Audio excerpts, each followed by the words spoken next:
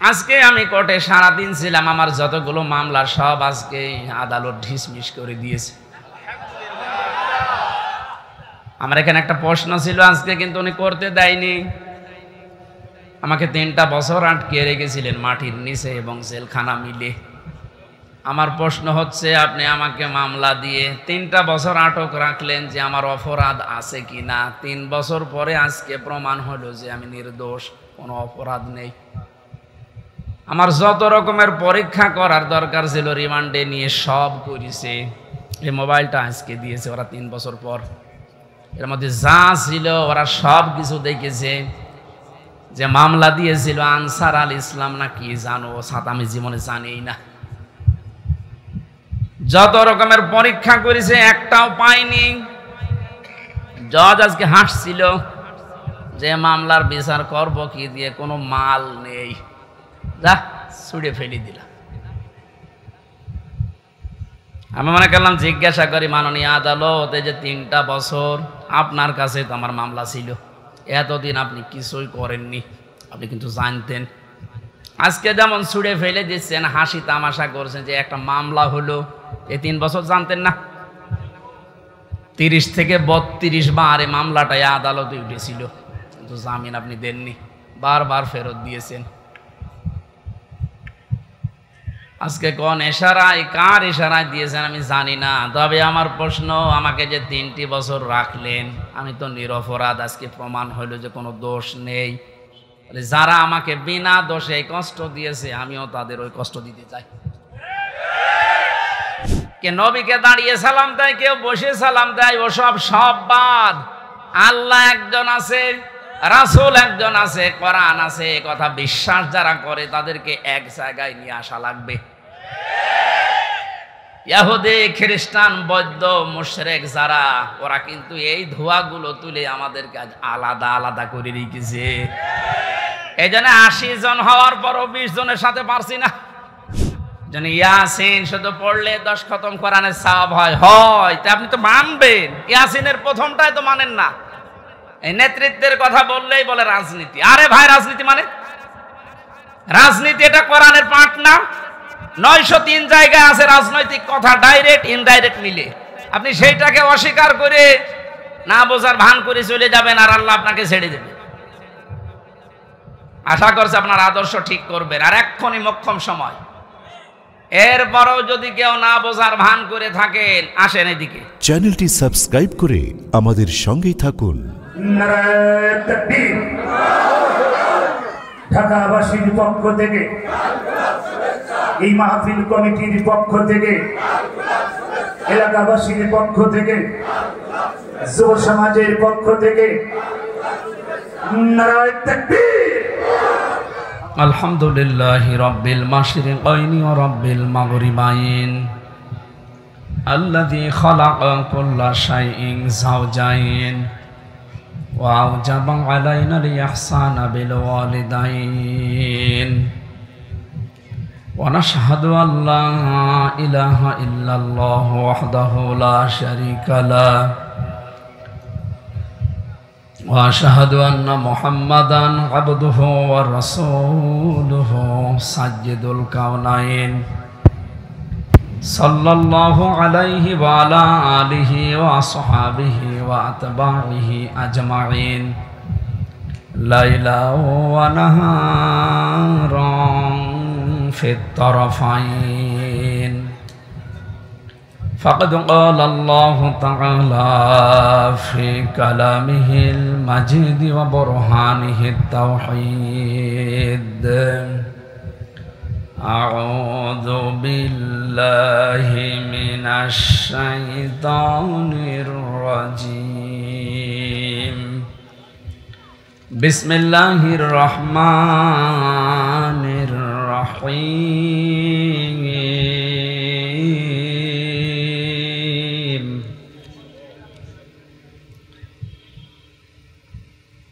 يوم تكون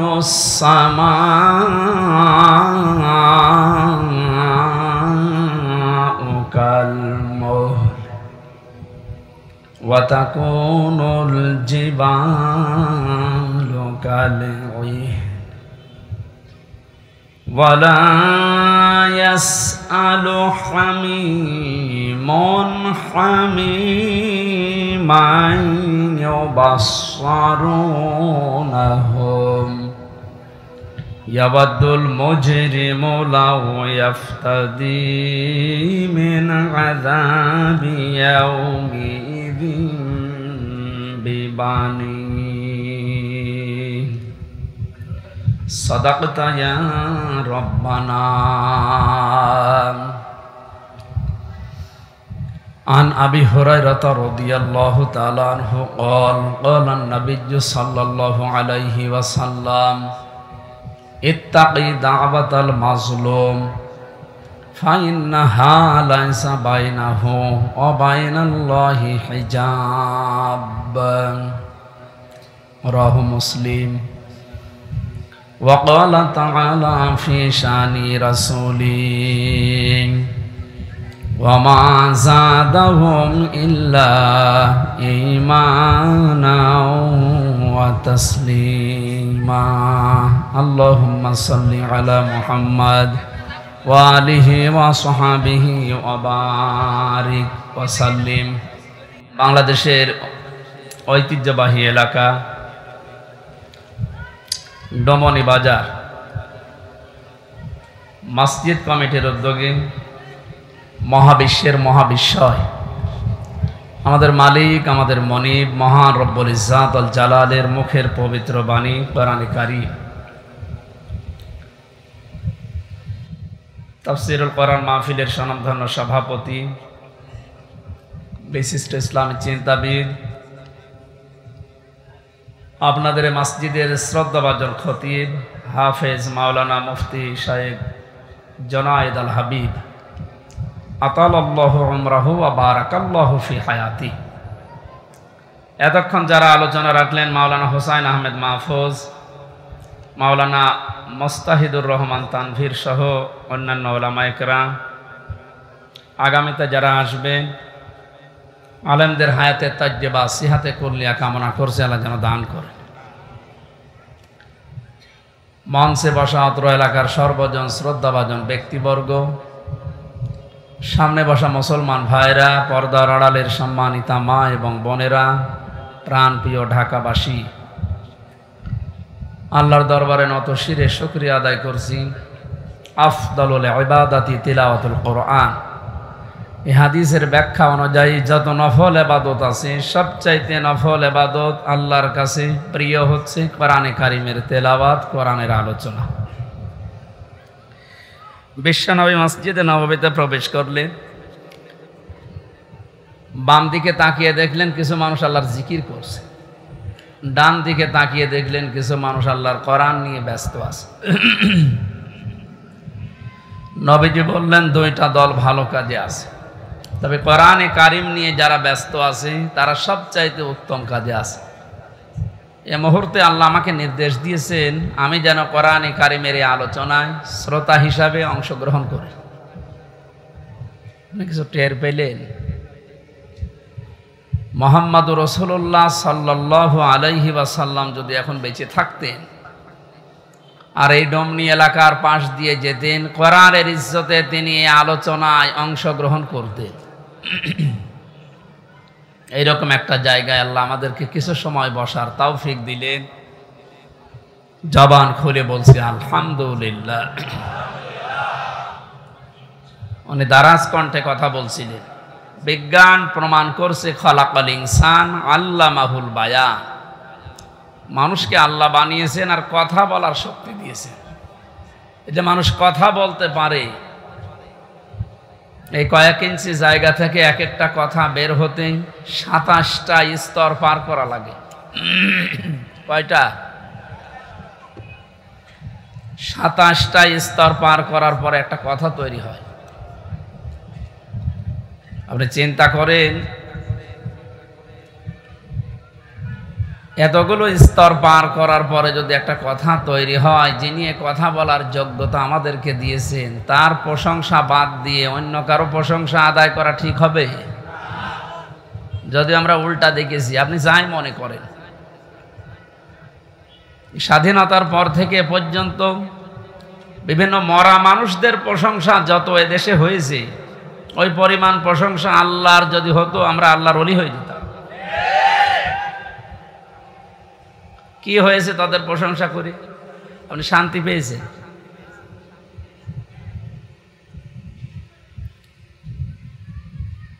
একজন বেদুইন এসেছিল, নবীজি বললেন কি তোমার এই অবস্থা? কাঁধের ওপর একটা ভাঙ্গা মূর্তি নিয়ে নাক ভাঙা। তোমার মূর্তির নাক ভাঙা কেন? লোকটা বলে, হে রাসূল, এটা আমার মূর্তি না, এটা আমার খোদা। এটা সব সময় আমি সঙ্গে রাখি, না জানি কখন কোন বিপদে পড়ি। আজও আমার মনে হয় ১৫০০ বছর আগে এই লোকটা না বুঝে তার খোদাকে সঙ্গে রেখেছিল বিপদ থেকে বাঁচার জন্যে। আর ডিজিটাল যুগে অনেকে বুঝে শুনে খোদাকে উপরে রেখে দেয়। উপরে খোদা দেখবেন, নিচে খোদা হাঁ করে আছে। সিস্টেম একই, শুধু নিয়মটা পাল্টিয়েছে। ও সাথে রাখতো, পকেটে রাখতো, আর এ উপরে রেখে হাত তুলে থাকে। আমি কি বেশি বললাম? তো এই যে এই খোদার সাথে রেখে কি আনন্দ পেলেন আপনি? কি উপকার হয়েছে? হ্যাঁ, সাময়িক কিছু উপকার হয়েছে, কারণ উপরে খোদা আছে, নিচে যদি খোদা এভাবে থাকে মানুষ মনে করে না এ খোদার লোক, এ পর্যন্ত শেষ। এই পরিচয় দেওয়ার কি এখন সময় আছে? আর দিতে পারবেন? নবীজি বললেন নাক ভেঙেছে কি করে? লোকটা বলে, ইয়া রাসূলুল্লাহ, যেখানে যায় একে নিয়ে যায় বিপদ থেকে বাঁচার জন্যে, প্রাকৃতিক প্রয়োজন সারার জন্য আমি গেছি, কিন্তু এরে তো আর টয়লেটে নিয়ে যাওয়া যায় না। খোদার মান থাকে। এখান থেকে বাস্তবতা হচ্ছে, যারা টাকার ভেতরে বিভিন্ন মানুষের ছবি দিয়ে সম্মান বাড়াতে চান, ওরে নিয়ে মানুষ যায় কোথায়? সম্মান বাড়ে? বিবেকের কাছে প্রশ্ন করেন, জিজ্ঞাসা করা লাগবে না। একটা মুশরিক, এই লোকটাও তার খোদাকে টয়লেটে নিতে রাজি না, আর আপনি যাকে ওই রকম সম্মান দিয়ে রাখেন তারে পকেটে করে সব জায়গায় নিয়ে যাচ্ছে। আপনি কথা বুঝে চিল্লাচ্ছেন তো নাকি আন্দাজে? আমি জানি আপনি বুঝতে ফেলেছেন। ঢাকার মানুষ খুব চালাক, এরা হাঁ করলে হাসা দানায় হালসা বোঝে।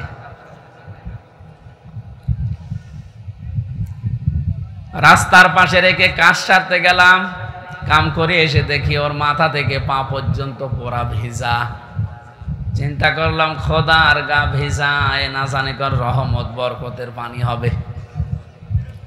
জহব্বা বের করে চাটলাম, খাইলাম, দেখে একটা ঝাঁঝ ঝাঁঝ লাগে, গন্ধ।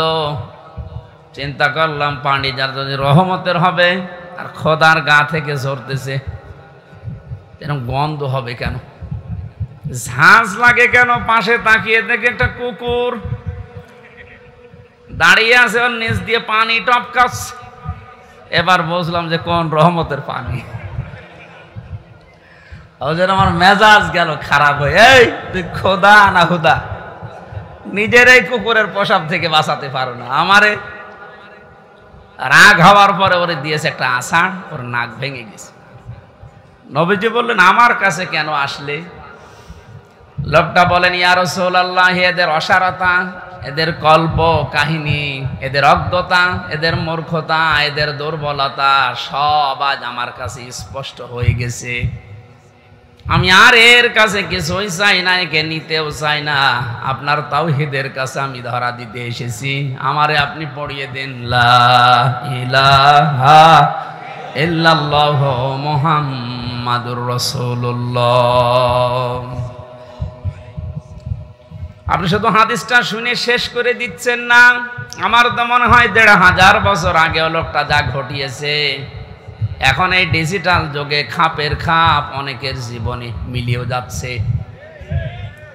যেই দেখেছে যে না এগুলো তো কল্প কাহিনী। আজকে আমি কোর্টে সারাদিন ছিলাম, আমার যতগুলো মামলা সব আজকে আদালত ডিসমিস করে দিয়েছে। আমার এখানে একটা প্রশ্ন ছিল আজকে, কিন্তু উনি করতে দেয়নি। আমাকে ৩টা বছর আটকে রেখেছিলেন মাটির নিচে এবং জেলখানা মিলে। আমার প্রশ্ন হচ্ছে, আপনি আমাকে মামলা দিয়ে 3টা বছর আটক রাখলেন যে আমার অপরাধ আছে কিনা। 3 বছর পরে আজকে প্রমাণ হলো যে আমি নির্দোষ, কোনো অপরাধ নেই। আমার যত রকমের পরীক্ষা করার দরকার ছিল রিমান্ডে নিয়ে সব করেছে। এই মোবাইলটা আজকে দিয়েছে ওরা 3 বছর পর। এর মধ্যে যা ছিল ওরা সব কিছু দেখেছে। যে মামলা দিয়েছিল আনসার আল ইসলাম না কি জানো, সাথে আমি জীবনে জানিই না। যত রকমের পরীক্ষা করেছে একটাও পাইনি। জজ আজকে হাসছিল যে মামলার বিচার করব কি দিয়ে, কোনো মাল নেই, যা ছুড়ে ফেলে দিলাম। আমি মনে করলাম জিজ্ঞাসা করি, মাননীয় আদালত, এই যে 3টা বছর আপনার কাছে তো আমার মামলা ছিল, এতদিন আপনি কিছুই করেননি, আপনি কিন্তু জানতেন। আজকে যেমন ছুড়ে ফেলে দিচ্ছেন, হাসি তামাশা করছেন যে একটা মামলা হলো, এই 3 বছর জানতেন না? 30 থেকে 32 বার এই মামলাটাই আদালতে উঠেছিল, কিন্তু জামিন আপনি দেননি, বারবার ফেরত দিয়েছেন। আজকে কোন ইশারায়, কার ইশারায় দিয়েছেন আমি জানি না। তবে আমার প্রশ্ন, আমাকে যে 3টি বছর রাখলেন, আমি তো নিরপরাধ, আজকে প্রমাণ হইল যে কোনো দোষ নেই। যারা আমাকে বিনা দোষে কষ্ট দিয়েছে, আমিও তাদের ওই কষ্ট দিতে চাই।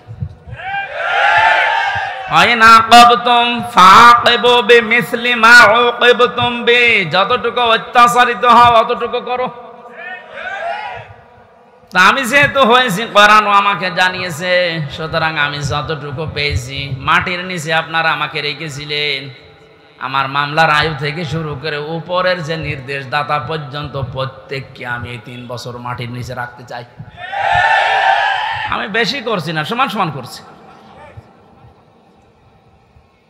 এটা যদি আপনি না করতে পারেন, আগামীতে আমার মতো আরো মানুষ বিনা কারণে 3 বছর 5 বছর না 10 বছর 15 বছর মাটির নিচে জেলখানায় থাকবে, কোনো বিচার হবে না। 15 বছর পরে লোকটা যখন বের হবে, আপনি রায় দিয়ে দেবেন যে নির্দোষ, কোনো দোষ নেই, তাহলে 15 বছর আপনি ফিরিয়ে দেন।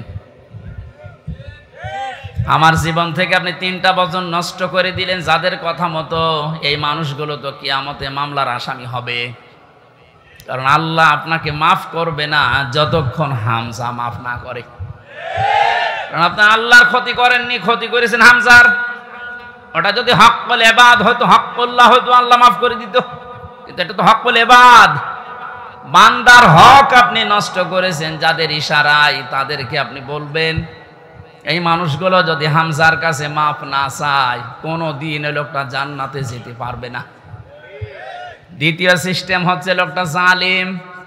যারা টপ টু বটন ছিল এতদিন, এরা সবগুলো কোরআনের ভাষায় জালিম। জালিমদের জন্য সবচাইতে আমার ভয় লাগে সূরা শুরার 42 নম্বর আয়াতটা পড়লে, ইন্নামাস সাবিলু আলাল্লাযীনা ইয়াযলিমুনান নাস ইলা আখির আয়াত। আল্লাহ পাক বলেন, অবশ্যই আমি আল্লাহ নিজে মামলা দায়ের করব, নিজে অভিযোগ দায়ের করব, কেস করব। শব্দের অর্থ দিকে খেয়াল করেছেন? ইন্নামাস সাবিলু আলাল্লাযীনা ইয়াযলিমুনান নাস। আল্লাহ ইয়াযলিমুনাল মুসলিমুনা দেননি, ইয়াযলিমুনান নাস দিয়েছেন। এটা মজারে বর্তমান ভবিষ্যৎ, প্রেজেন্ট ফিউচার, 2টা কাল নিয়ে আল্লাহ শব্দ দিলেন কেন? কারণ এখন শুধু না, কিয়ামত পর্যন্ত এই আয়াতটা কোরআনে থাকবে না, 2 দিন পর নষ্ট হয়ে যাবে। মানুষ হয়ে যারা মানুষের উপরে জুলুম করে, অত্যাচার করে, এরা হামজার মামলার আসামি না। আমি মামলা দিলেও পারি, না দিলে মাফ করে দিলে হয়ে গেল, কিন্তু না, আল্লাহ পাক বলেন ওরা আমি আল্লাহর মামলার আসামি। আমার তো আয়াত পড়ার পরে বাংলাদেশের দিকে তাকিয়ে মনে হয় এদেশের অনেক মানুষ এখন অলরেডি আল্লাহর মামলার আসামি হয়ে গেছে।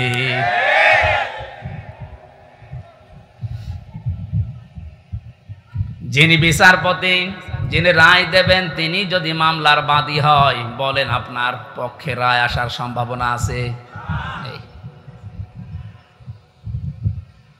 আমার পক্ষে তত বিচারপতি ছিল অনেকগুলো, সিএমএম কোর্টে, জজ কোর্টে, হাই কোর্টে পর্যন্ত, কিন্তু শুধু উপরের নির্দেশ পাইনি, এই জন্য লিখে নাই। অথচ যিনি নিজে রায় দেবেন, যিনি নিজে নির্দেশ দেবেন, আলাইসাল্লাহু বিআহকামিল হাকিমিন, সব চাইতে বড় বিচারপতি যিনি, তিনি আল্লাহ। আপনার মামলার আসামবাদী। আমার ভয় লাগছে আমরা আবার আল্লাহর মামলার আসামি হয়ে যাচ্ছি না তো? ওয়ায়াবগুনা ফিল আরদি বিগাইরিল হক, অন্যায়ভাবে পৃথিবীতে বিদ্রোহ করে যারা বেড়ায়, এই দুই প্রকার মানুষ আল্লাহর মামলার আসামি। আর এই দুই প্রকার মানুষ এখন বাংলাদেশে বেশি। আগস্টের 5 তারিখ থেকে আজকের এই 2 তারিখ পর্যন্ত তাকান, এই 26-27 দিনে কত ভাবে চেষ্টা চালাচ্ছে কি করে বিশৃঙ্খলা তৈরি করা যায়, বিদ্রোহ করা যায়, দুনিয়া অশান্ত করা যায়। আমি আপনাকেই বলছি, আমি আপনাকে ভালোবাসি, বাঁচাতে চাই। কোরআনের চোখ লাগিয়ে দেখতে পেলাম এই দেশে 5 তারিখের পর থেকে 2 তারিখ পর্যন্ত যারা শান্ত হয়ে যাওয়ার পরে বিশৃঙ্খলা করার চেষ্টায় আছেন, পৃথিবীর মানুষকে বোঝাতে চাঁদে যে শান্ত নেই, কত রকমের ক্রু তৈরি করে ইস্যু লাগিয়ে আপনি চেষ্টা চালিয়েছিলেন। তওবা করে ফিরে আসেন, নয়তো আপনি আল্লাহর মামলার আসামি। আমি আশা করি আপনি কথা বুঝেছেন। যদি না বোঝার ভান করে উল্টাপাল্টা ধারণা করেন, আপনার কপালে হেদায়েত আল্লাহ দেবে না।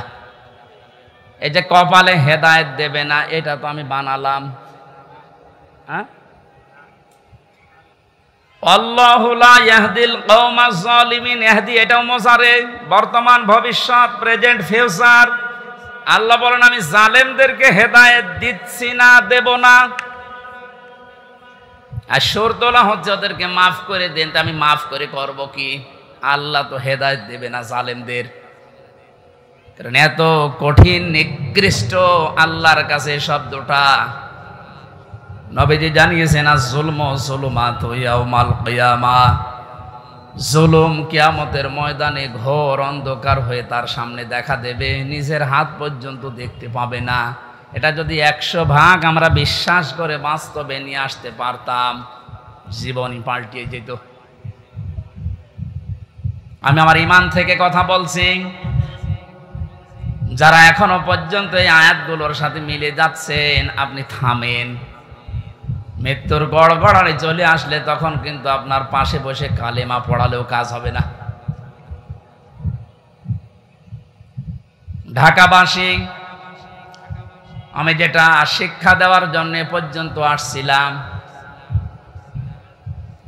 আজ বহু মানুষের কল্প কাহিনী, মিথ্যাচার, মিথ্যা রচনা, অনেক ষড়যন্ত্র, বিশেষ করে উল্টাপাল্টা সব যেহেতু আমাদের কাছে ধরা পড়ছে, দলে দলে পালে পালে দেখতে পাচ্ছি মানুষ বুঝে হোক না বুঝে হোক এখন ইসলামে আসা আরম্ভ করে দিয়েছে। এটা কেন দিল? কোরআনে কারীম জানিয়েছে ইযা জাআ নাসরুল্লাহি ওয়াল ফাত ওয়া রাআইতান নাসা ইয়াদখুলুনা ফি দীনিল্লাহি আফওয়াজা। আল্লাহ পাক বলেন, হে নবী, যখন আমার সাহায্য আসবে তখন আপনি বিজয় দেখতে পাবেন। কিছু না হলেও কিছু আমরা পেয়েছি। আল্লাহর সাহায্য আসার কারণেই কিন্তু আমরা বিজয়ের স্বাদ পেয়েছি। মানুষ যে পরাধীন থাকলে কি হয়, এটা এই 27 দিন আমি টের পেয়েছি। সবচাইতে বেশি টের পেয়েছিলাম মাটির নিচে যতদিন ছিলাম। ওই সময় চোখের ওপরে কালো কাপড় বাঁধা, আমার হাতে পেছনে হ্যান্ডকাপ দেওয়া, পায়ে ডান্ডা বেড়ি দেওয়া, মাজায় দড়ি দিয়ে যখন টেনে নিয়ে যেত, মনে হচ্ছে এ পৃথিবীতে সব চাইতে বড় অসহায় আমি। তো মাটির নিচে অবস্থায় ছিলাম। আপনারা উপরে যারা ছিলেন, বিবেক দিয়ে বলেন তো, আপনারা অসহায় ছিলেন না? গত কয়েকদিন আগে কুষ্টিয়ায় বাংলাদেশ জামাত ইসলামী ওলামা বিভাগের আয়োজনে 500 আলেম সব ঘরানা থেকে নিয়ে এসেছিল। কত? 500। ওনারা আয়োজন করেছিল 500, 750 উপরে আলেম এসেছে পুরা কুষ্টিয়া জেলা থেকে, সব ঘরানার। প্রায় 2.5-3 ঘন্টা আলোচনা হয়েছে, কোনো সমস্যা না, কিচ্ছু পাইনি। আমি নিজেও ছিলাম। আপনি একটু ভাবেন তো, 5 তারিখের আগ পর্যন্ত 500 না 5 জন আলেম এক জায়গায় বসলে নিরাপদে থাকতে পারত? স্বাধীনতার পরাধীন কি অবস্থা, বাস্তবতা এইটা। এই অনুষ্ঠানটা করতে হলে 5 তারিখের আগে 14 জায়গায় পারমিশন নেওয়া লাগতো, তারপরও অনুমতি মিলত না। এ মানুষগুলো তো সেই মানুষই আছে। এখন 14 জায়গায় অনুমতি না। ডাক্তার ইউনূস বলেছেন এদেশে কোরআনে কারিমের কথা ওইভাবেই হবে, অন্যান্য ধর্মের কথা যেভাবে চালু আছে। হিন্দুদের পূজা, ওদের দুর্গা পূজা, সরস্বতী পূজায় যদি অনুমতি না লাগে, পাহারা দেওয়া হয়, কোরআনের অনুমতি লাগবে কোন কারণে? কিছু মানুষের কিছু চিন্তাধারায় আল্লাহ তাকে মাফ করেন। কবি নজরুলের জীবনে ওই রকম আমল আমি ওনার জীবনী পড়ে পাইনি, কিন্তু কিছু কিছু কথা এত দামি, আমার মনে হয় আল্লাহ ওই কথাগুলোর কারণে ওনারে মাফ করে দেবে। এই লোকটা যে ঘোষণা দিল, কোরআনের পক্ষের লোক না বিপক্ষের লোক ওটা আমি বলছি না, কিন্তু যে ঘোষণা দিল, এই 17 বছরে কোনো মুসলমান তো এই ঘোষণা দিতে পারে নাই।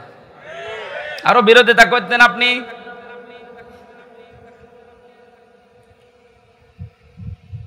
অন্যান্য ধর্মের অনুষ্ঠানে যদি অনুমতি না লাগে, মুসলমানদের কোরআন প্রচারে প্রসারে অনুমতি নেওয়া লাগবে। কোন কারণে? কোনো অনুমতি আজকে থেকে নেওয়া লাগবে না। যেখানে যতটুকু পারেন কোরআনের কথা ওই ফোর্সি বলবেন, যেটা আল্লাহ জানিয়েছে। ওনার পরের দিন এই দেশের ডিসিএফ এর প্রধান যিনি গোয়েন্দা বিভাগের, আমারে কল দিয়েছিল, আমার মাহফিল ছিল ওই দিন গাইবান্ধা, আমারে ডাক দিয়ে বলছে হুজুর কোরআনের কথা বলতে দেশে 56,000 বর্গ মাইলের কোনো ইঞ্চিতে আর বাধা নেই। যে ফোর্সে আল্লাহ জানিয়েছে আপনি ওই ফোর্সে বলবেন। কেউ যদি কোনো জায়গায় একটু শব্দ করে শুধু একটু জানাবেন, আমারে সেভ করে রাখবেন, ঠ্যাং ভেঙে ফেলবো। আমি বললাম স্যার আপনি এতদিন কোথায় ছিলেন? আমি কেবল দায়িত্ব পেয়েছি।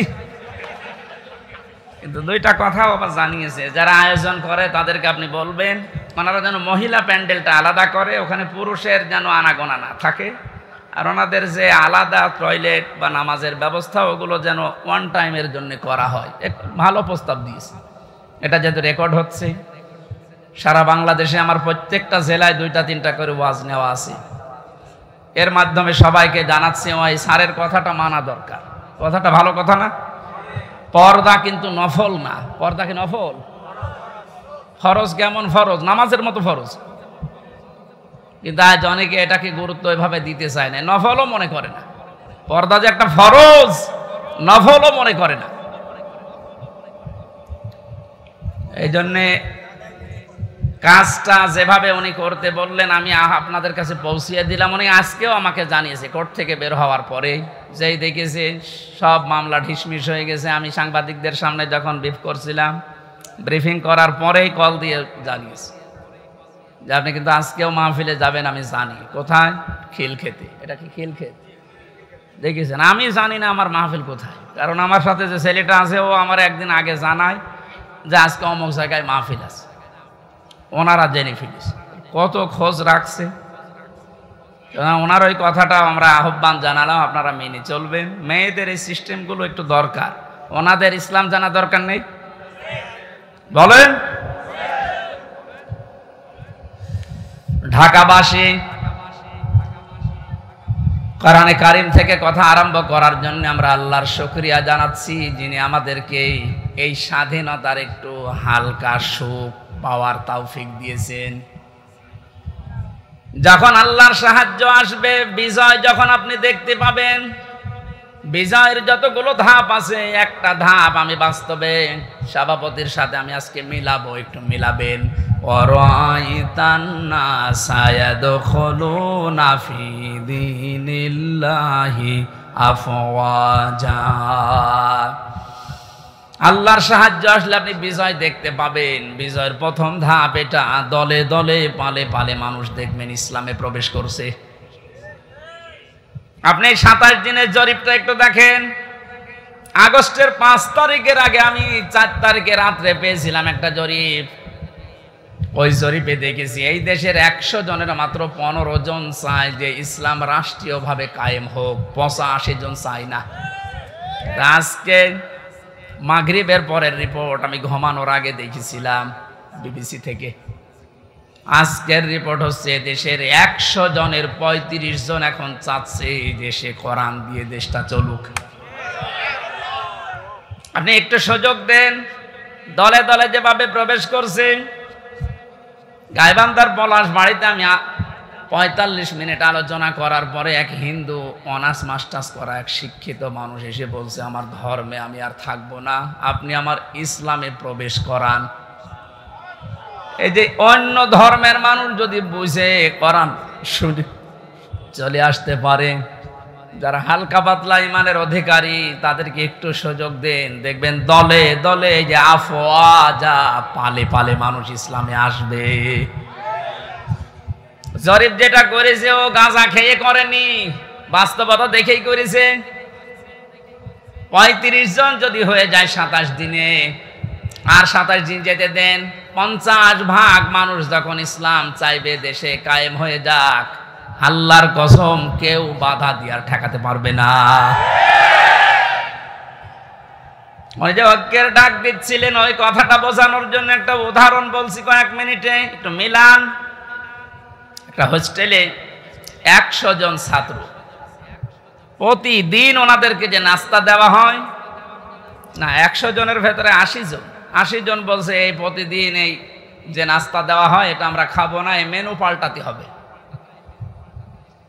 হোস্টেল যিনি সোফার আছেন বলছেন তাহলে ভোট দাও, প্রত্যেকেই ভোট বাক্স দিয়েছে। কেউ বলছে আমরা রুটি পাউরুটি চাই, রুটি কলা চাই, কেউ খেসুড়ি চাই, কেউ রোল চাই। এভাবে একটা একটা করে দিতে দিতে সর্বশেষ দেখা গেল 20 জন মাত্র যে নাস্তা ছিল আগে ওইটাই আছে, আর বাকি 80 জন এই নাস্তার সাথে একমত না। 20 জনের এক জায়গায় ভোট পড়েছে, এখনো 80 জন বাকি আছে, ওরাও ভোট দিয়েছে। কারোটা 15, কারোটা 14, কারোটা 18, এভাবে করতে করতে ভাগ হয়ে গেছে। নাস্তার বিল যেটা পাস হবে, বেশি সংখ্যক যেহেতু মানুষ যেখানে পাস হবে ওইটা, 80 জন থাকার পরও নাস্তার ওই বিলটা পাল্টায়নি। কারণ এখানে কয়জন? আরো জোরে বলেন। আমি শুধু বলার জন্য বলছি তা না, এটা জীবনে মিলাতে হবে। আজ সময় এখন ওইটাই। আমরা সংখ্যায় টুপিওয়ালা মানুষ, এদেশে 100 জনের 96% আমরা মুসলমান। 20 জন যদি এদেশে ইসলাম নাও চাই, 80 জন আমরা চাই, কিন্তু ছোটখাটো বিষয় নিয়ে মতপার্থক্য করার কারণে আজ আমরা দল বিদলে বিভক্ত হয়ে 20 পর্যন্ত যেতে পারছি না। 18, 17, 15। জেলখানার ভেতরে আমি ছিলাম মাওলানা মামুনুল হকের সাথে 3টা বছরই। উনি মাঝে মাঝে বলতেন, হামজা বাইরে থাকতে ভাবতাম কি আর ভেতরে এসে বুঝতেছি কি। এখন যে পাল্টিয়ে যাব, কে বুকে হাত বাঁধে, কে আমিন জোরে বলে, কে নবীকে দাঁড়িয়ে সালাম দেয়, কেউ বসে সালাম দেয়, ওসব সব বাদ। আল্লাহ একজন আছে, রাসূল একজন আছে, কোরআন আছে, এ কথা বিশ্বাস যারা করে তাদেরকে এক জায়গায় নিয়ে আসা লাগবে। ইহুদি, খ্রিস্টান, বৌদ্ধ, মুশরিক যারা, ওরা কিন্তু এই ধোঁয়াগুলো তুলে আমাদেরকে আজ আলাদা আলাদা করে রেখেছে। এই জন্য 80 জন হওয়ার পরও 20 জনের সাথে পারছি না। হ্যাঁ, কথা বলছেন। এই জন্য যেভাবে চলতেছে, আশা করছি কোরআনের এই আয়াতটা বাস্তবে আল্লাহ আমাদেরকে দেখাবেন। আরাআইতান নাসা ইয়াদখুলুনা ফি দীনিল্লাহি আফওয়াজা। দলে দলে পালে পালে যেভাবে মানুষ ইসলামে আজ দীক্ষিত আর আরম্ভ হয়েছে, আল্লাহ পাক যেন চর্ম চোখে দেখার তৌফিক দেন যে কোরআন দিয়ে 56,000 বর্গ মাইল চলছে। শোক এবং শান্তি শব্দ দুইটা। শোক 3টি বিষয়ের নাম, শান্তি 4টা বিষয়ের নাম। বাস্তবে ছোট জীবনে বহু দেশ আমি ঘুরেছি। আমি আকিস গ্রুপে চাকরি করতাম খতিব হিসাবে। ওনারা একটা ভিসা লাগিয়ে 27টা দেশ আমারে একবারে ঘোরানোর ব্যবস্থা করে দিয়েছিল। যদিও 3 বছর জেলে থাকার কারণে আমার ভাগ্য হয় নাই, তারপরও আমার ব্যক্তিগতভাবে বহু দেশে আমি গেছি। সুখ শান্তি এটা কিনতে পাওয়া যায় না। আল্লাহ পাক সুখ এবং শান্তি নিজের পক্ষ থেকে দান করেন। এজন্য 53 বছর হয়ে গেল, সুখ শান্তি এ দুইটার একটাও আমরা এখনো পাইনি, অনুধাবনও করতে পারছি না। কারণ চলছিল এই 53 বছর মানুষের তৈরি করা নিয়ম নীতি দিয়ে। বাবা চালিয়েছিল, আমি দেখি নাই, ওই মুরব্বীরা দেখেছে, বাবারটা দেখে নাই। স্বামী চালিয়েছিল, ওনারা দেখেছে, আমি তো দেখি নাই, আমার 92 সালে জন্ম। চাচা চালিয়েছিল, বউ চালিয়েছে, ভাবিও চালিয়েছিল, সবগুলোই আমরা দেখেছি। শুধু কোরআন দিয়ে দেশ চললে কেমন দেখা যায় আজও দেখিনি। দেখেছেন? এটা দেখেছেন? দেখেছেন? এটা দেখার দরকার না যে এটা দিয়ে চললে কেমন লাগে? আন্দাজে চিল্লানো না, সত্যি সত্যি মন থেকে বলবেন যদি চান ওই 35 জনের ভেতরে আপনি যেন থাকেন যে হ্যাঁ এইটা দিয়ে দেশ যেন চলে, আমি এটা দেখতে চাই। হাত তোলেন তো, লিল্লাহি তাকবীর।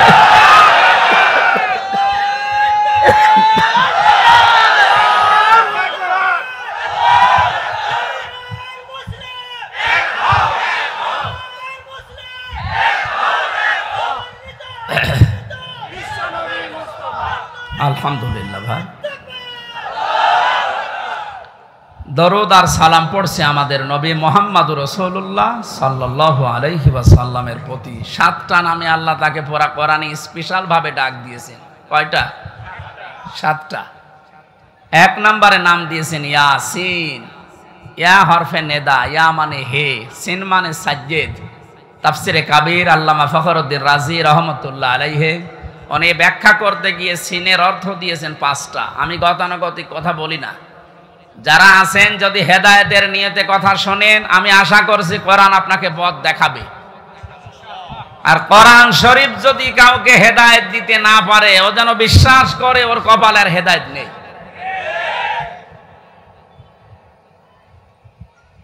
মানিত্তাবাআল হুদা বিগাইরিল কোরআন আদাল্লাহুল্লাহ। তিরমিজি শরীফের হাদিস। নবীজি বলেন কোরআন বাদ দিয়ে যদি পৃথিবীর কোন জায়গায় কেউ ভালো হওয়ার নিয়তেও যায়, আল্লাহ নিজে দায়িত্ব নিয়ে তাকে গোমরা করে দেয়। ও ঢাকাবাসী শব্দের দিকে খেয়াল করেন, হুজুর আছে আদাল্লাহুল্লাহ বাবে ইফাল। নবী যদি দল্লা দিতেন তাও অর্থ হয়ে যেত। দল্লা ইয়াদিল্লু না দিয়ে আদাল্লা ইয়াদিল্লু দিয়েছেন। দল্লা শব্দটার বাংলা অর্থ হচ্ছে আপনি নিজেই নিজেকে খারাপ বানিয়ে ফেলেছেন। আর আদাল্লা মানে আল্লাহ নিজে দায়িত্ব নিয়ে আপনাকে নিজে খারাপ বানিয়ে দিয়েছে। এ কথাটার অর্থ কি? কোরআন যেখানে নেই ওই জায়গায় যদি কেউ ভালো হওয়ার নিয়তেও যায়, ওকে খারাপ বানাবে হামজা কে? বলেন বলেন। হেদায়েত দেওয়ার একচ্ছত্র মালিকানা কার? দুনিয়ার কারো হাতে আল্লাহ দিয়েছেন, এমনকি নবীর হাতেও দেন নাই। এই জন্য নবী নিজের চাচা কেউ পারে নাই। এই হাদিস দ্বারা বোঝা যায় কোরআন যেখানে নেই ওই জায়গায় যদি আপনার নিয়ত ভালো থাকে, আল্লাহ কিন্তু আপনাকে ছাড়বে না। আপনি গেলেন কেন? এর বাস্তব প্রমাণ বাংলাদেশের মাজারগুলো। আপনি তাকান, আমার কুষ্টিয়ার লালনের মাজার, অনেকেই তো যায় ওখানে আল্লাহর ওলি ঘুমিয়ে আছে এই কথা মনে করে, কিন্তু কোরআন ওখানে চলে না, ওখানে চলে শুধু গাঁজা। আমি তো যতটুকু জানি বা দেখেছি, সারা দেশ মিলে আপনি যে কয় মন গাঁজা না পাবেন, লালনের মাজারে তার থেকে বেশি গাঁজা পাবেন। রাত 9টার পরে গেলে দেখবেন সব অন্ধকার, পুলিশ পাহারা দিয়ে গাঁজা খাওয়াচ্ছে। আমি একবার গিয়েছিলাম রাত 9টার পরে বাড়ির পাশে, তো গিয়ে দেখছে একটা ন্যাংটা, কিচ্ছু নেই, ওরে দুধ খাওয়াচ্ছে। কে এরে দুধ খাওয়ান? ওরা হুজুর আল্লাহর ওলি। আল্লাহর ওলি মানে হ্যাঁ, এর ভেতরে মাল আছে। মাল যা আছে সব তো দেখা যাচ্ছে। নতুন কোন মাল দেখাও, এ মাল তো সবার আছে, খালি বিচারপতি মানিকেরটা নেই, ওটা উড়ে গেছে। ওনাকে বলেছে যে আমার বিসি নিল কে? এখন বেশি খুঁজতে পারছে না। ইসলামের যে ক্ষতি করেছে এই লোকটা, আলেমদের যে দুশ্মন ছিল, আল্লাহ আমার মনে হয় সরাসরি হাত দিয়ে দেখিয়েছে। আমার জীবনের শখ যে আল্লাহ যদি পৃথিবীতে আর কিচ্ছু না দেখায়, কোনো আফসোস আমার জীবনে নেই, আল্লাহ বলে যে ধরা ধরিস। এই কথা বলছেন?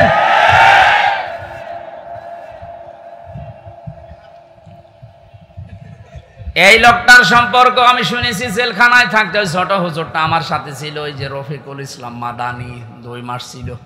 আমার বলছে, হামজা ভাই আমারে প্রথমে রিমান্ডে নিয়ে রাত 12:30টার দিকে নিয়ে গেছে ওই হাতির ঝিলে। ওরা উলঙ্গ করেছে আমারে, আমি তো এমনি ছোট মানুষ, আমার জিনিসপত্র ছোট, আসলেও ছোট। আমারে নিয়ে পুরা উলঙ্গ করে একটা সিগারেট হাতে ধরিয়ে দিল। অন্ধ উলঙ্গ মেয়ে লোক কোন জায়গা থেকে যেন নিয়ে আসলো, রাস্তার 2 পাশে ব্যারিকেড দিয়ে বন্ধ করা।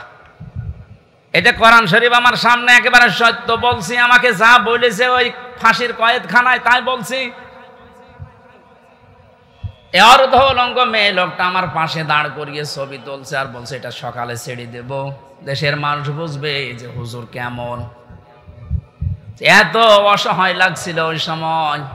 আমি তো এমনিতে ওদের সাইজে চাইতে একেবারেই ছোট, আর মেয়েটা আমার ওর কাঁধ পর্যন্ত আমি অর্ধ উলঙ্গ, কোথা থেকে যেন ভাড়া করে নিয়ে এসেছে।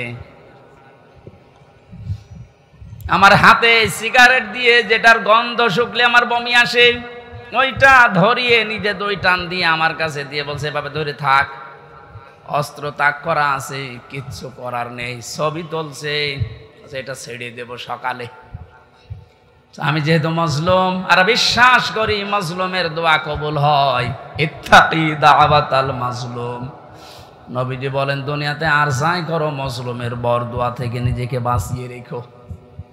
ফাইন্নাহা লাইসা বাইনাহু ওয়া বাইনাল্লাহি হিজাব, কারণ মজলুমের মাঝে আর আল্লাহর মাঝে কোনো পর্দা থাকে না। ওই হাতির ঝিলের ওই পানির পাশে দাঁড়িয়ে আল্লাহর কাছে বলেছিলাম, মাবুদ যে অবস্থা করছে আমার তো কিচ্ছু করার নেই, তুমি দেখতে পাচ্ছ। এক এসআইকে ডাক দিয়ে বললাম, ভাই আপনারা যা করছেন আমার সাথে, একে হারুন স্যার জানে? জানে না মানে? উনি তো করাচ্ছে। যেই বলেছে উনি করাচ্ছে, কারণ রিমান্ডে উনি তো মাঝে মাঝে এসে আমারে প্রশ্ন করতো, তখন কি ফেরেস্তার মতো কথা বলতো, অথচ ভেতরে ভেতরে ওই এত খারাপ অবস্থা আমার করলো। আল্লাহ তুমি সব দেখেছো, আমারে যেভাবে ওরা অপমান করেছে ওকেও এইভাবে করো। আমার মনে হয় আল্লাহ কারেন্টের মতো ওর দোয়া কবুল করেছে। দেখেছেন না, ও এখন 3 ইঞ্চি। কয় ইঞ্চি? সারা দুনিয়া এখন জানে, ওর নাম অনেকে জানে না, কিন্তু ও যে 3 ইঞ্চি ও সবাই জানে, মহিলারা পর্যন্ত জানে যে 3 ইঞ্চি। ছোট হুজুরের দোয়াটা একেবারে মাজলুম, যেহেতু আল্লাহ কবুল করে দুনিয়ায় দেখিয়েছে, পরবর্তী কি করবে সেটা আল্লাহ ভালো জানে।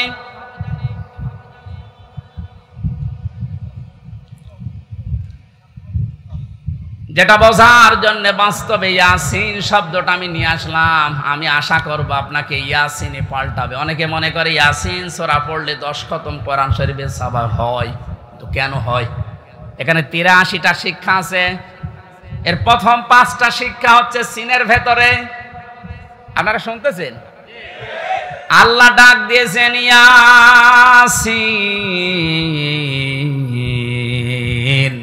হে নেতা। ইয়া মানে হে, সিন মানে সাজ্জেদ, সাজ্জেদের বাংলা অর্থ নেতা। মুফাসসির 5টা অর্থ দিয়েছেন তাফসিরে কাবীরে। 1 নম্বরে সাজ্জেদুল বাশার, 2 নম্বরে সাজ্জেদুল আলামিন, 3 নম্বরে সাজ্জেদুল কাউনাইন, 4 নম্বরে সাজ্জেদুল আম্বিয়া, 5 নম্বরে সাজ্জেদুল মুরসালিন। এক একটা শব্দের আবার ব্যাখ্যা করা আছে। আমি কথা বলছি তাফসীর আকারে, আপনি মিলান। প্রথম নম্বর অর্থ হচ্ছে সাজ্জেদুল বাশার, আল্লাহর ঘোষণা দেওয়া মানুষের জন্য একমাত্র নেতা আদর্শ একজন, তার নাম মুহাম্মদ রাসূলুল্লাহ। কি বুঝলেন ইয়াসিন পড়ে? আপনি মানুষ নামে যদি পদবাচ্চা বিবেচিত হন যে আমি মানুষ, অথচ নবীজিকে আপনি আদর্শ মানেন না, নেতা মানেন না বিশ্ব নবীকে, আল্লাহর ভাষায় আপনি মানুষ নেই। কথা বললেন না কেন? ও ঢাকাবাসী, এটা যদি খালি দুনিয়ার বিষয় হয়তো আল্লাহর কসম আমি এটা বলতাম না। এটা সম্পর্ক আখিরাতের সাথে। হুজুর যে আয়াত পড়েছিলেন আয়াতটাতে ছিল ওয়াকুল্লুহুম আতিহি ইয়াউমাল কিয়ামাতি ফারদা। সূরা মরিয়মের 95 নম্বর আয়াত। আল্লাহ পাক বলেন কিয়ামতের দিন প্রতিটি মানুষকে বিচারের প্রথম ধাপে আমি ডাক দেব স্রেফ একা একা। কয়জন করি? কেউ থাকবেন আপনার সাথে, আপনি স্রেফ একা থাকবেন। বিচারের দ্বিতীয় পয়েন্টে আল্লাহ ডাক দিয়েছেন এবার আর একা ডাকবেন না। ইয়াউমা নাদউ কুল্লা উনাসিম বিইমামিহিম। সূরা বানী ইসরাঈল 72 নম্বর আয়াতের প্রথম অংশে আছে আল্লাহ বলেন কিয়ামতে প্রতিটি মানুষকে এবার বিচারের দ্বিতীয় ধাপে, আমাদের যেমন প্রথম সিএমএম কোর্ট, এরপরে জজ কোর্ট, প্রথমে আল্লাহ আপনাকে একা ডাকবে, দ্বিতীয় সিস্টেমে যে একা না, আপনার নেতা সহ ডাকবে। কে সহ? আপনার নেতা সহ আল্লাহ এবার ডাক দেবেন। আগে নেতা, এরপরে কর্মী। যেহেতু আপনারা শিক্ষিত মানুষ, বিবেক আপনাদের বেশি কাজ করার কথা। নিজের দিকে তাকিয়ে বলেন তো, আপনি দুনিয়ার স্বার্থে হোক আর যে স্বার্থেই হোক, যাকে নেতা মানেন, আদর্শ মানেন, ওই লোকটা যদি কিয়ামতে আপনার সামনে থাকে, পেছনে আপনি দাঁড়িয়ে আছেন, আগে তো আল্লাহ তাকে দেখবে। এক কথা বলেন না কেন? কি মনে হয় আপনার যে ওই লোকটাকে যদি আল্লাহ দেখে আপনাকে মাফ করে দেবে? ওরে দেখলেই তো আল্লাহর আগেই রাগ হয়ে যাবে। আপনার নেতা যদি হয় ইনুর মতো, যারে মানুষ লাথি দিচ্ছে, লাথি দেয়নি কয়েকদিন আগে? আপনার নেতা যদি হয় মেননের মতো, যারে মানুষ পচা ডিম খাওয়াচ্ছে, কি মনে হচ্ছে আপনার শুধু হাসির খোরাকি না, বাস্তবে নিয়ে যান। নিজে এখন বলছেন না ওই লোকটা যদি সামনে থাকে আল্লাহ আমারে মাফ করবে না, এরকম নিজে যদি এখন ধারণা করেন, আপনি বিশ্বাস করতে পারেন আপনি ধরা খেয়ে বসে আছেন। আমি আপনার শত্রু না, আমি আপনাকে বাঁচাতে চাই। কারণ এই দুনিয়ার জীবনে যদি শেষ হয়ে যেত এই ওয়াজ আমি করতাম না। যেহেতু আর একটা জীবন আছে, এক্ষুনি পাল্টাতে হবে। নেতা যাদের ঠিক নেই এই মুহূর্তে আপনি পাল্টাবেন। ওয়াজ শুনতে আসলেন কেন? আপনি যদি নাই মানতে পারেন, নিজেও কোরআন শরীফ পড়েন না, হামজা বলছে আপনি মানেনও না, আপনি কি হয়েছেন? এই মুহূর্তে সিদ্ধান্ত পাল্টান। যাদের নেতা ঠিক নেই, আপনি ধরা খাচ্ছেন। সুতরাং এমন মানুষকে নেতা মানা লাগবে যে লোকটা আল্লাহ এবং রসুলকে মেনে চলে। আর এটা নফল না, এটা ফরজ। এটা তো আমি বানালাম। সূরা নেসা 5 নাম্বার পারার 6 নাম্বার পৃষ্ঠা 9 নাম্বার লাইনের 59 নাম্বার আয়াতের প্রথম অংশে আছে। আমি যতগুলো তাফসীর বিশ্ববিদ্যালয়ে থাকাকালীন মিলিয়েছি, সব মুফাসসির এই মাঝখানে যে আতিউ এই শব্দের ব্যাখ্যায় একমত। আল্লাহ পাক বলেন ইয়া আইয়ুহাল্লাযীনা আমানু আতিউল্লাহা ওয়া আতিউর রাসূলা ওয়া উলিল আমরি মিনকুম। ওহে যারা ঈমানের দাবি করো তাদেরকে বলছি, আমি আল্লাহর আনুগত্য করো, আমার রাসূলের ইতাআত করো, আনুগত্য করো। এই দুইটা জায়গার আগেই দেখবেন আতিউ এই ফেল আছে, ভার্ব, এটা ক্রিয়া। এটা আল্লাহ নবীজির নামে আর নিজের নামে রেখেছেন, কিন্তু উলিল আমরি মিনকুম এর আগে আতিউ দেননি। সব মুফাসসির একমত, আল্লাহ রাসূলকে মানতে হবে, কোনো প্রশ্ন করা যাবে না। কথা বলে না কেন? আল্লাহ রাসূলের পরে কিয়ামত পর্যন্ত যারা নেতৃত্ব দেবে দুনিয়ায়, যে মানুষগুলো এই পৃথিবীর নেতৃত্বে আসবে, উলিল আমর যারা, তাদেরকে যদি মেনে চলতে হয় নেতা হিসাবে, অবশ্যই দেখা লাগবে এরা আল্লাহ রাসূলকে মেনে চলে কিনা। যারা আল্লাহ রাসূলকে মেনে চলে না তাদের জন্য রাজনীতি করা জায়েজ নেই। নেতা হওয়া, নেতৃত্ব দেওয়া, তাদের নেতৃত্ব মেনে নেওয়াও জায়েজ নেই। এটা রাজনীতি মনে করে যদি চলে যান আপনার কপালে আগুন লাগবে। সূরা বাকারার 124 নাম্বার আয়াত। وَإِذِ ابْتَلَى إِبْرَاهِيمَ رَبُّهُ بِكَلِمَاتٍ فَأَتَمَّهُنَّ قَالَ إِنِّي جَاعِلُكَ لِلنَّاسِ ইমামা। হযরত ইব্রাহিমের কথা স্মরণ করো, আল্লাহ নিজে বলছেন আমি পদে পদে তাকে এ বাক্য দিয়ে পরীক্ষা করেছিলাম। যতগুলো পরীক্ষা ইব্রাহিমকে নিয়েছি কোরআন শরীফে আমি পেয়েছি, ইব্রাহিম নবীকে আল্লাহ পরীক্ষা করেছিলেন 50টা। কয়টা বলেন বলেন? 50টা পরীক্ষায় তিনি উত্তীর্ণ, একটাও ফেল করেননি। আল্লাহ রাব্বুল আলামিন এত খুশি হয়েছিলেন, তিনি ডাক দিয়েছেন, ইব্রাহিম আমি তোমাকে মানব জাতির জন্য নেতা বানিয়ে দিলাম। হযরত ইব্রাহিম বলেছিলেন, হে আল্লাহ, এই যে নেতৃত্ব দেওয়ার গুণাবলী, নেতা হওয়া, এটা কি শুধু আমি একাই পেলাম? ওয়ালা মিন যুররিয়াতি, নাকি আমার সন্তানাদি যারা দিয়া কিয়ামত পর্যন্ত আসবে এরাও কি নেতা হতে পারবে? আল্লাহ সঙ্গে সঙ্গে সাফ ঘোষণা দিয়েছেন, ক্বালা লা ইয়ানালু আহদিজ জালিমিন। ইয়ানালু এটা মোজারে, বর্তমান ভবিষ্যৎ, প্রেজেন্ট ফিউচার। আল্লাহ পাক বলেন তোমার সন্তানাদি কিয়ামত পর্যন্ত যারা আসবে তারা নেতা হতে পারবে, নেতৃত্ব দিতে পারবে, ইমাম হতে পারবে, কিন্তু জালেমদের জন্য আল্লাহর এই ওয়াদা নেই। ইয়াতে মুফাসসিরিন ইকরাম ফি সিলালিল কোরআনে লিখেছেন সাইয়্যিদ কুতুব, যে দুনিয়ায় যারা জুলুম করে, সে নিজের উপরে হোক, পরিবারের উপরে হোক, সমাজের উপরে হোক, রাষ্ট্রের উপরে হোক, জনগণের উপরে হোক, যারা জুলুম করবে তাদের জন্য নেতা হওয়া, নেতৃত্ব দেওয়া, রাজনীতি করা জায়েজ নেই, হারাম। অথচ বাংলাদেশে তো উল্টা, যে যত বড় জালেম সে তত বড় নেতা। বেশি বলে ফেললাম? কিছুই বেশি হয়নি, কম হয়েছে। আহাদিস জালিমিন দিয়েছেন আল্লাহ, জালেমদের জন্য কোনো ওয়াদা নেই। আর তারা এখন বড় বড় নেতা হয়। যে 15 বছরে তারাই আমাদেরকে বলেছিল তোমরা মসজিদে থাক, খানকায় থাক। আর এই ময়দানটা আমরা 2000 টাকা যদি বাজেট হয়, 5 টাকা খরচ করে 1995 টাকা খেয়ে ফেলে। এক একটা প্রকল্পের জন্য 3 বার, 5 বার, 7 বার, 10 বার, 11 বার করে বাজেট হয়।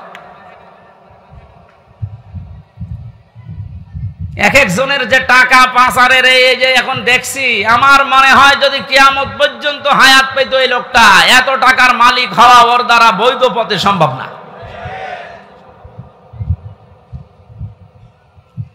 জানি ইয়াসিন শুধু পড়লে 10 খতম কোরআনের সওয়াব হয়, তা আপনি তো মানবেন। ইয়াসিনের প্রথমটাই তো মানেন না। এই নেতৃত্বের কথা বললেই বলে রাজনীতি। আরে ভাই, রাজনীতি মানে রাজনীতি এটা কোরআনের পাঠ না।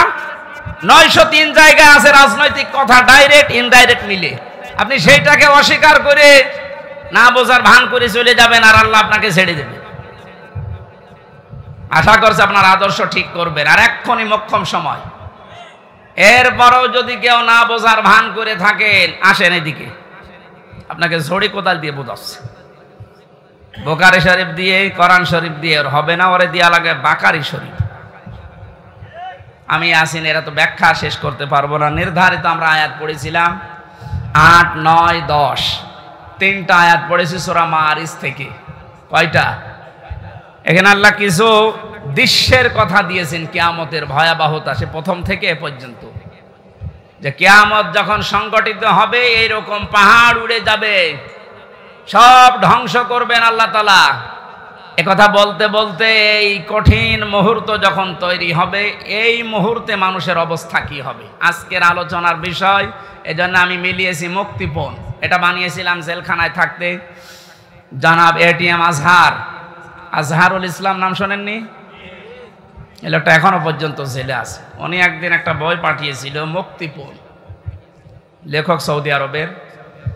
উনি বলছে, হামজা এটা পড়বা, জনগণের সামনে কথা বলো, মানুষ যেন পরিবর্তন হয়, এটা অনেক ভূমিকা পালন করবে। আমি পুরাটা 2-3 বার এই 3 বছরে শেষ করেছিলাম। দেখলাম যে হ্যাঁ, পরিবর্তন হওয়ার যদি মন থাকে, এই মুক্তিপণ এই শব্দটা মানুষের ভেতরে ঢোকাতে পারলে মানুষ আসবে ফিরে। আল্লাহ কিয়ামতের একটা বিশাল কঠিন ভয়াবহ দৃশ্যের কথা নিয়ে আসতে গিয়ে এই জায়গায় আমাদের কাছে এসে থামলেন। একটা মিলাবেন নিজের সাথে। এবার আল্লাহ রাব্বুল আলামিন বলেন, ওয়ালা ইয়াসআলু হামিমুন হামিমান ইউবাসসারুনহুম। সেদিন শহীদের পরিচয় দেবে না। এই যে হামিমুন মানে অন্তরঙ্গ বন্ধু, শহীদ বলা হয়। একে অন্যের যখন দৃষ্টিগোচর করা হবে, একে অন্যের সামনে যখন নিয়ে আসা হবে, কেউ কারো পরিচয় দিতে চাইবে না। রব্বুল আলামিন বলেন, এই লোকটা কি করবে হে নবী আপনি জানেন? ইয়াবাদুল মুজরিমু লাউ ইয়াফতাদি মিন আযাবি ইয়াউমিযিম বিবানি। এই লোকটা মুক্তিপণ হিসাবে নিজের সন্তানকে প্রথমে আল্লাহর কাছে বলবে, আল্লাহ এটা দিয়ে দিলাম, আমার এই ছেলে মেয়ে দিয়ে দিলাম, আপনি আমাকে বাঁচান আজকে। আমি আয়াতটা পড়ার পরে মিলিয়েছিলাম আমার ফারিহার সাথে।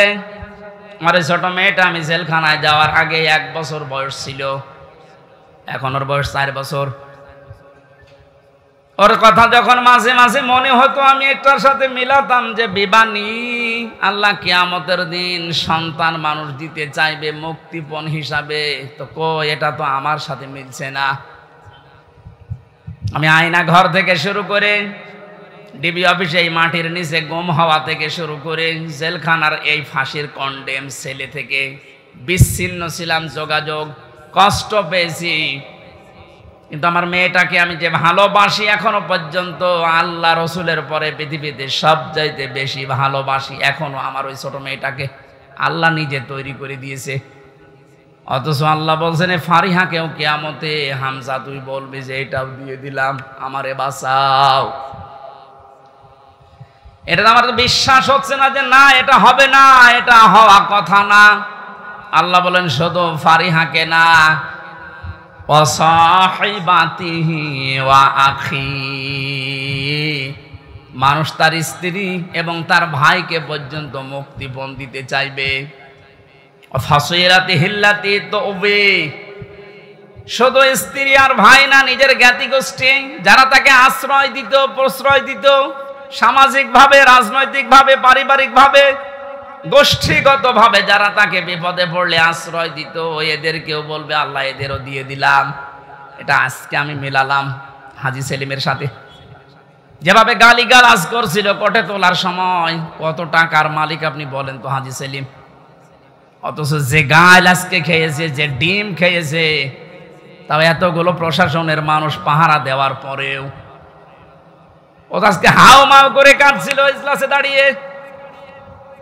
ও তো মনের ভেতরে এইটা আসছিল, কি করলাম, যা দুনিয়ায় আছে সব আজকে দিয়ে বোঝো জজ সাহেব আপনি আমারে শুধু মুক্তি দিয়ে দেন।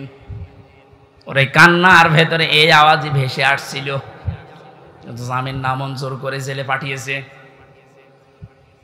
আল্লাহ বলেন জ্ঞাতি গোষ্ঠী ও ফাসিলাতি হিল্লাতি তওবে, এই ফাসিলাতির শব্দের ভেতরে 3টা বিষয় আছে ইবনে কাসিরে। তো ওবের ভেতরে 2টা অর্থ আছে।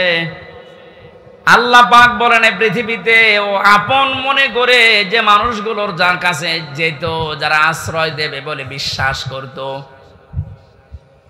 এই মানুষগুলোকেও কিয়ামতে বলবে আল্লাহ জ্ঞাতি গোষ্ঠী দলের লোক সব নেতা খেতা দিয়ে দিলাম, আমাকে তুমি একটু মুক্তি দাও।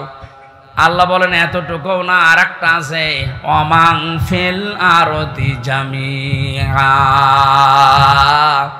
ওর দুনিয়ায় যত স্থাবর অস্থাবর সম্পদ ছিল, যত সম্পদের মালিক ছিল, সব আমাকে দিতে চাইবে।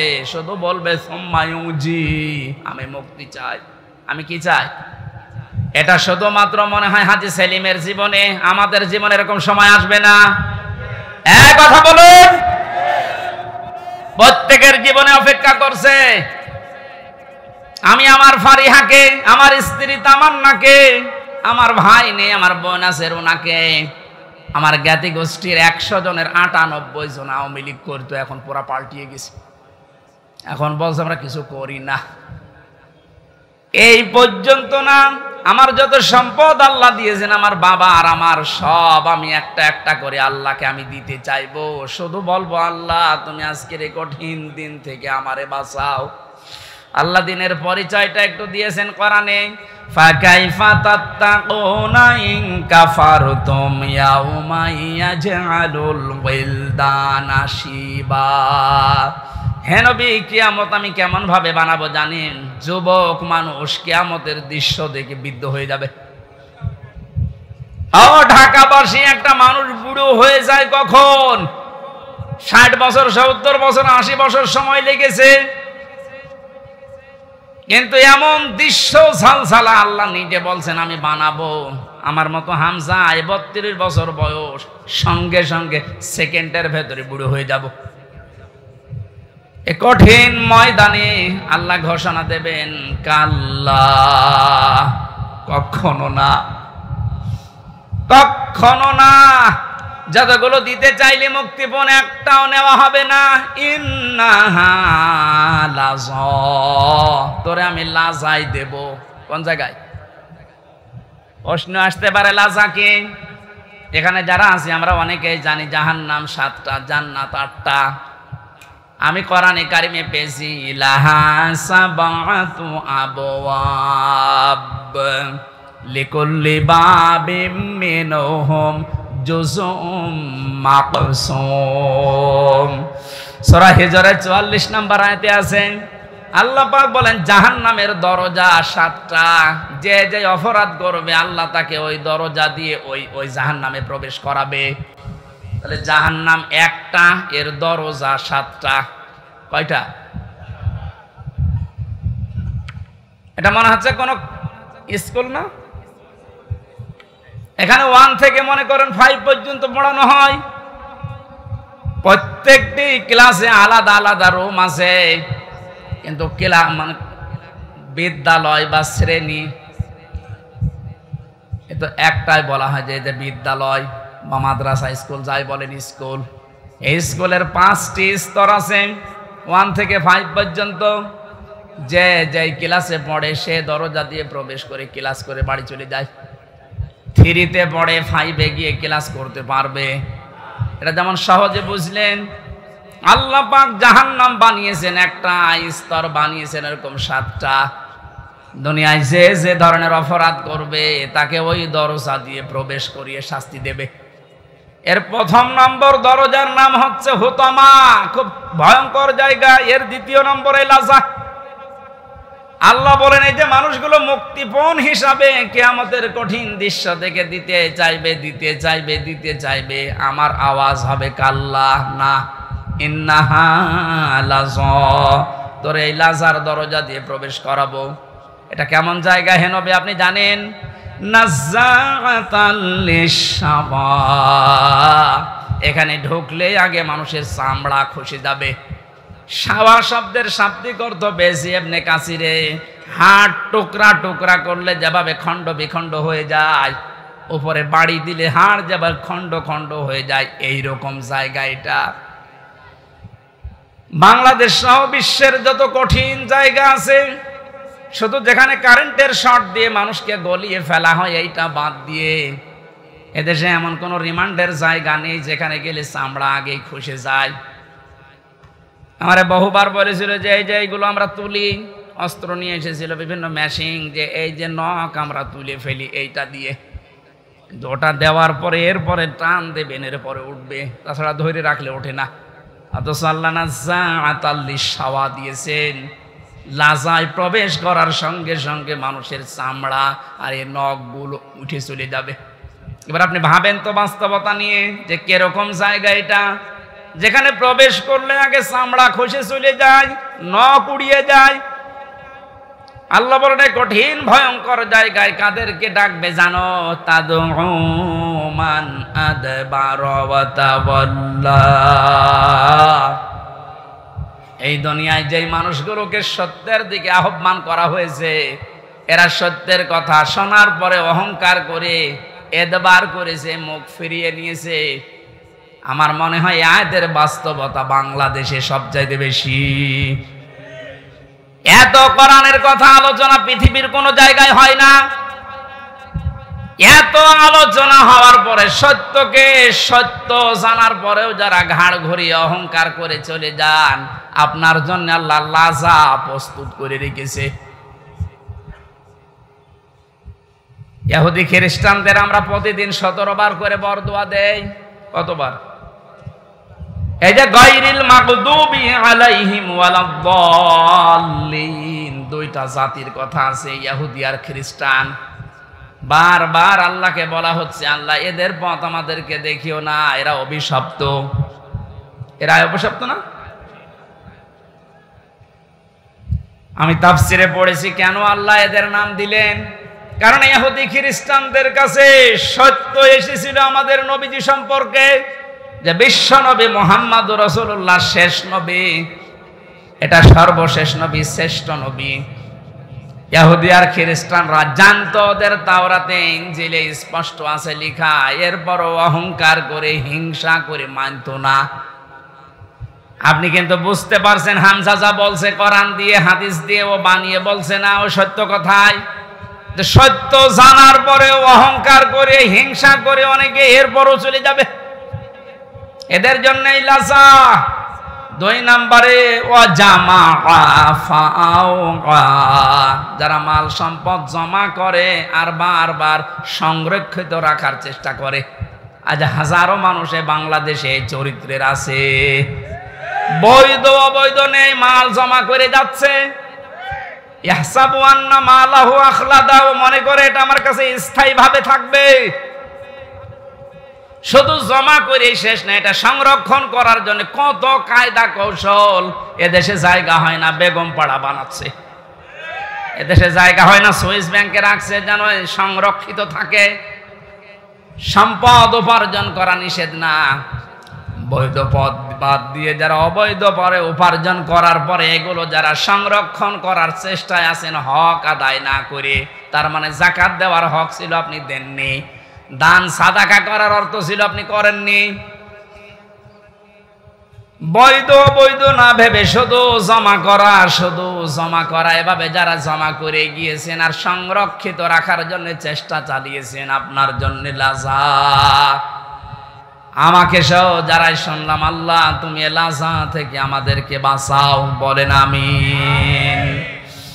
বাংলার মুসলমানেরা, পৃথিবীর জমিনটা আপনি যদি বদ্ধ জায়গায় কিছুদিন থাকেন, আপনার কাছে স্পষ্ট ধারণা চলে আসবে মাটির নিচে সরকার আমাদেরকে দিয়ে লস হয়নি, আমার কষ্ট হয়েছে, লস হয়নি। দুনিয়ার জীবনটা আগে যেই দৃষ্টিতে দেখতাম, পুরা দৃষ্টি আমার পাল্টিয়ে গেছে। আল্লাহ তাআলা বলেন, আমাল হায়াতুদ দুনিয়া ইল্লা মাতাউল গুরুর, পৃথিবীর জমিনটা ধোঁকা। বাস্তবে এখন দেখছি ঠিক 100 ভাগ আসলে ধোঁকা। আপনার মা বাবা ধোঁকা, স্ত্রী ধোঁকা, সন্তানাদি ধোঁকা, আপনার নেতা খেতা দলের লোক সব ধোঁকা। মনে করছেন না মা বাবার সম্পর্কে কথা বললো কেন? ধোঁকা। আপনি বাস্তবে নিয়ে যান, দেখবেন।